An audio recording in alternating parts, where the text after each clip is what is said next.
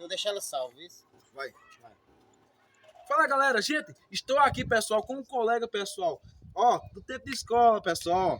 O que acontece? Eu lancei um desafio pra ele, porque quando ele estudava comigo, pessoal, era bom na capoeira, pessoal. Era bom no salto mortal, pessoal. Na pirueta, no salto mortal, no... como é que é? Backflip. Black flip. O que acontece? Mas o homem quebrou perna, quebrou braço. Cachaça, pessoal. Cachaça. Tô tudo aleijado, tô tudo aleijado. Agora é o seguinte, pessoal, aleijadinho. Se você... Eu tô chamando ele de aleijadinho agora. Aleijadinho. Se cada salto eu vou dar aí 10 reais. É dando salto pra pegar os 10 reais. Bora. Pode ir? Vai. Vai me dar os 10? Se conseguir, agora se quebrar alguma coisa, não sou responsável não, viu? Não, é não. Vai. Vai quebra a perna agora. Vai quebra a perna. Infeliz, velho. 10. Quer outro? Agora se quebrar a perna, vai me devolver esses 10 aí, viu? Pronto. Se eu quebrar a perna, eu devolvo os 10. Vai.